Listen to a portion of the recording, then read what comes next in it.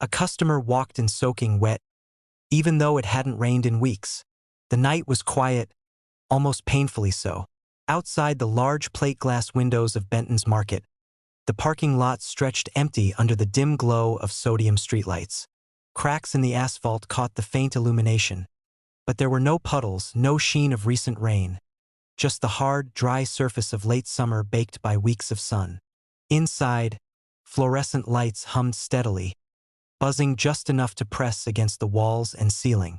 The air smelled faintly of bleach, cold metal, and the lingering sweetness of the bakery section at the far end. Josh, the night clerk, moved through the aisles slowly, adjusting cans, rotating boxes, and checking expiry dates. His boots squeaked softly on the linoleum. The night had a rhythm, a monotonous comfort, broken only by the occasional beep of the intercom or the low whine of the refrigeration units. Josh was halfway through restocking the snack aisle when he noticed something, or someone, at the entrance. The doors slid open with their usual hiss, and a figure stepped inside. A man, tall and thin, soaked from head to toe. Water dripped from the brim of his hat, forming small, dark pools on the dry floor. His jacket clung to his body in damp folds, sleeves heavy and slick. Shoes left dark footprints on the tiles, each step deliberate, slow. Josh froze, instinctively glancing at the lot outside. No rain. Not a single cloud in the sky when he had checked the weather earlier. Nothing in the lot suggested moisture, not even wet leaves. He blinked and watched the man walk down the center aisle, water glistening on his shoulders under the harsh fluorescent light. Can I help you?" Josh's voice was low, uncertain. The man said nothing. He didn't look at Josh directly. He moved with a calm, almost measured slowness, trailing tiny rivulets from his coat that pooled into the dry linoleum. His eyes were obscured beneath the brim of his hat. Josh noticed his hands, pale, gripping a soaked canvas bag. The texture of the water-slicked fabric reflected the overhead light, highlighting droplets that seemed unnaturally still, like they resisted gravity. Josh swallowed. "Sir? You're wet. Did it rain outside?" The man didn't answer. He continued down the aisle, his movement smooth, not hurried. Each drip left a faint, fleeting mark that dried almost instantly, as though the store itself absorbed it. Josh followed, hesitant, trying to make sense of what he was seeing. He stepped closer, the faint sound of water echoing against the linoleum. You came from outside?" No reply, no indication he had heard. His presence felt deliberate, impossibly grounded in the physical world yet entirely out of place. The air seemed heavier near him, humid but not quite warm, carrying the faint odor of wet fabric. Josh's rational mind searched for an explanation. Perhaps the man had come from a nearby fountain or sprinkler system. Maybe he had slipped through a leaking awning. But no, he knew the lot. No sprinklers ran at night. No puddles, no flowing water anywhere outside. He remembered checking for leaks earlier. He had walked the perimeter. Everything was dry. A shiver ran down his spine. He rubbed the back of his neck and stepped closer. "Sir, where did you?" The man stopped abruptly mid-aisle, as if reading Josh's intentions. He tilted his head slightly, faintly, like a question. Still silent. The water on his coat reflected the lights in soft, trembling lines. His soaked hair clung to his forehead. Josh's hands shook. He tried to rationalize it as a prank, a trick of fatigue, maybe even a hallucination from staring at the same aisles for hours. But the footprints, they weren't fading like the water. They led from the entrance, across dry linoleum, without puddles outside. Every trace was consistent, yet impossibly unconnected to the world beyond the doors. He followed the man to the dairy section. Each step left a dark smudge on the floor that evaporated quickly, the wetness never pooling beyond a single footprint. The man's presence was heavy, but contained, like a weight in the room that shouldn't exist. "Sir," Josh said again, voice firmer now, trying to impose reason. You need to dry off. Do you have somewhere you can go?" The man tilted his head, then stepped forward. No hesitation, No glance back, but the sound of water hitting the floor continued.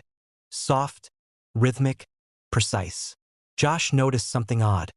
He couldn't recall hearing the door slide closed behind him. The sensors didn't chirp, the exit lights didn't flash. It was as though the man had appeared fully inside the store without triggering entry, just emerging from the space itself. Josh's stomach tightened. He tried to remember walking to the aisles, but his mind felt like fog. He wasn't sure if he had heard the bell above the door. Maybe he had simply blinked, but the footprints proved otherwise. Each dark mark led away from the door, not to it, as if the man hadn't come from outside at all. He watched the man turn slightly, glance at a shelf, adjusting a can of soup with careful, deliberate hands.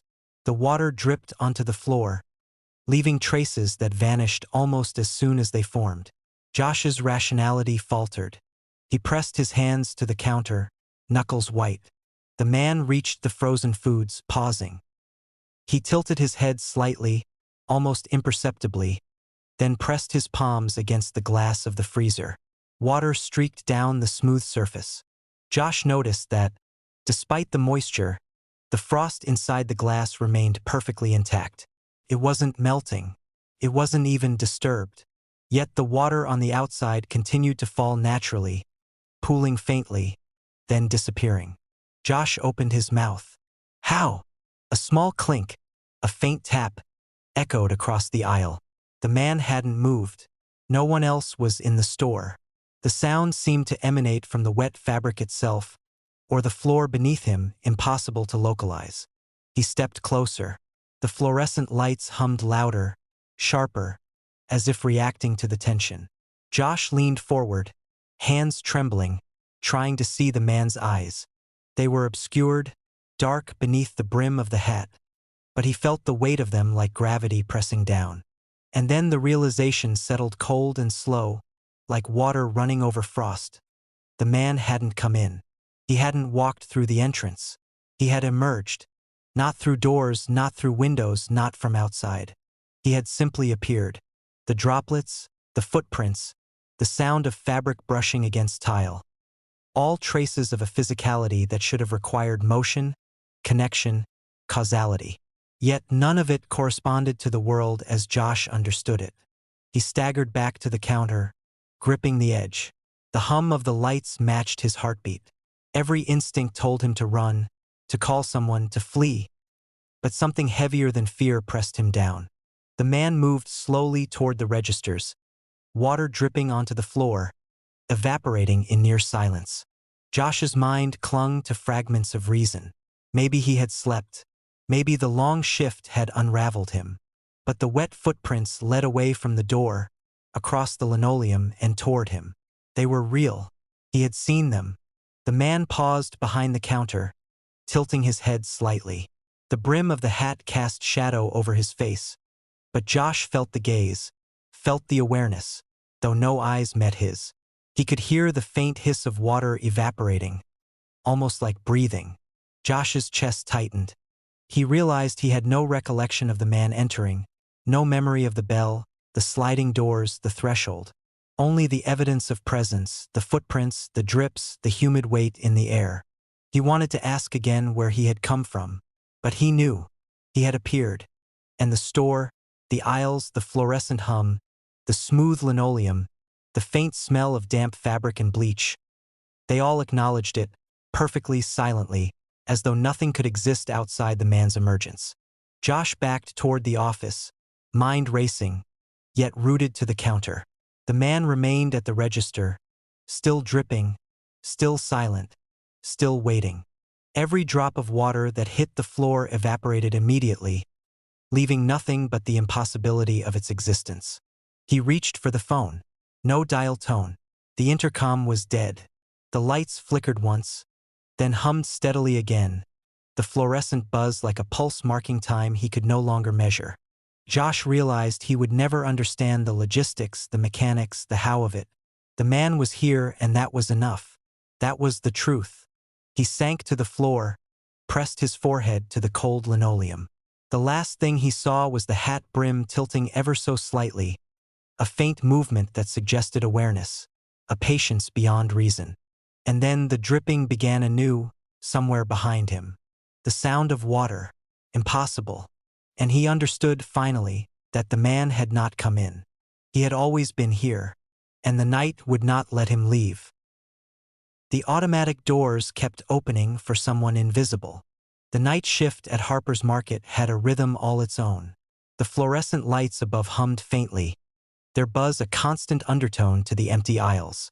Outside, the parking lot stretched silent and empty, a dark expanse lit by weak sodium lamps whose halos cut the foggy edge of the late autumn air. Inside, the air smelled faintly of cleaning solution, plastic, and a lingering sweetness from the bakery section, mingling with the cooler scent from the refrigerators. Liam Fletcher, the night clerk, moved through his routine with a quiet precision. He checked the expiration dates on dairy products, realigned stray cans, and scanned the registers for errors. His boots squeaked faintly on the linoleum with each step. The hum of the overhead lights and the subtle hiss of refrigeration units created a static backdrop, unbroken except by the occasional beep of the intercom. The world outside seemed paused, waiting for morning, but inside, the market existed in its own steady, fluorescent bubble. It was just past 1:45 a.m. when Liam noticed the first anomaly. The sliding automatic doors at the front of the store hissed open. No chime, no pedestrian approaching, no scent of the cold night air drifting in. Just the familiar mechanical slide and the sudden shift of cooler interior air toward the threshold.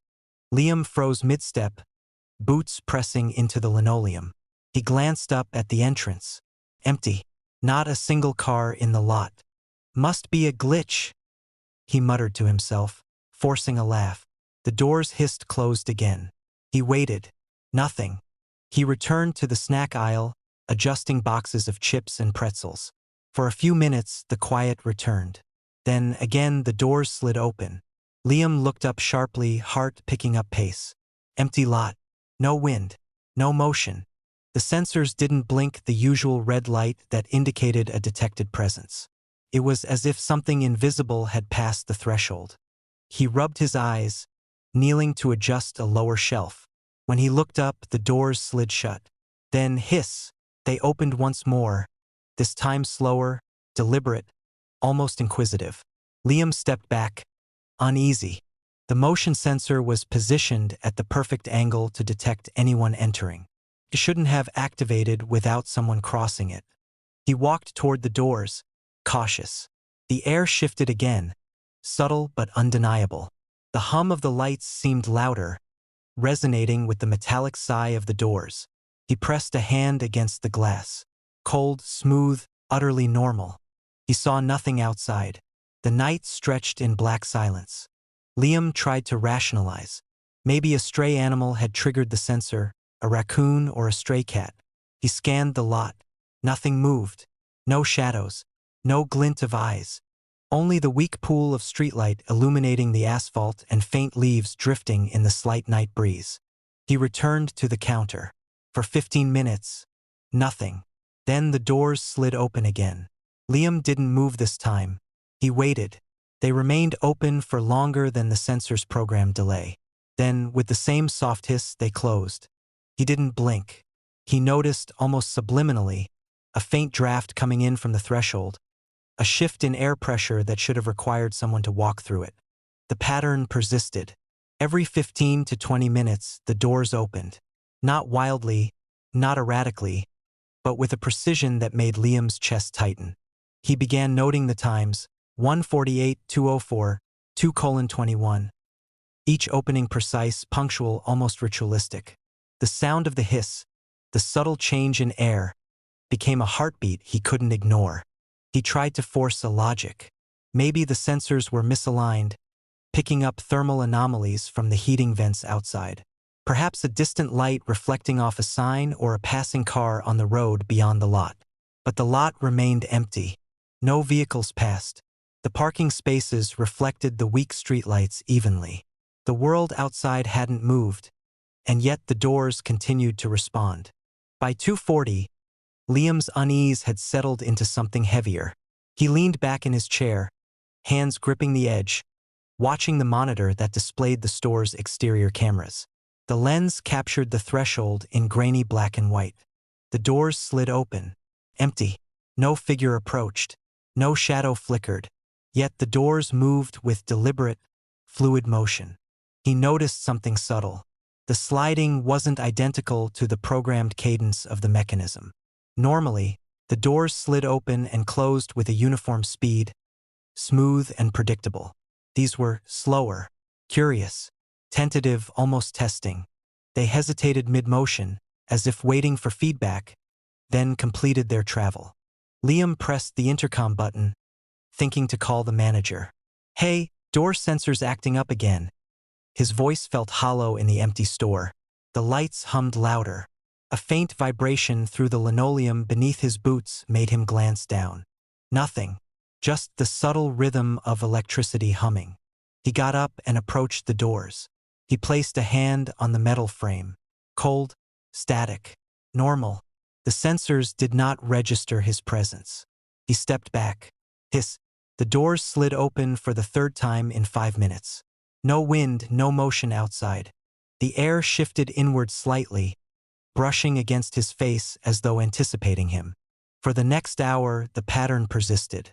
Liam began to notice subtle environmental anomalies coinciding with each opening. The lights seemed to dim for a fraction of a second. The hum fluctuated. Refrigeration units shifted pitch. A single can of soda fell from a shelf. Not knocked over, just tilted, rolling slightly as if acknowledging the movement of the threshold. He started timing the openings more precisely, documenting the intervals, noting the sensor readouts. Always the same. A pause, a detection, a hiss, a slide. Empty threshold. No figure. No logical explanation. By 3:45, Liam's thoughts had spiraled. He tried every explanation. Faulty sensors, drafts, vibrations, electrical interference, but nothing fit. The doors had a consistency, a pattern, a rhythm that suggested awareness, almost intelligence. He stood closer to the doors now, watching the empty parking lot, hands pressed to his knees. Hiss. The doors slid open. He leaned forward, eyes narrowing. The air shifted again, almost imperceptibly, like a hand brushing his face. The doors paused mid-motion, then slid fully. Hiss. He exhaled slowly, voice caught in his throat. No one there. No explanation. Only the doors, breathing, moving, responding. And it felt like they knew he was watching. Liam's mind began to parse a logic he didn't want to acknowledge. The doors weren't malfunctioning. They were reacting. Not to him, not to the world outside, but to something else.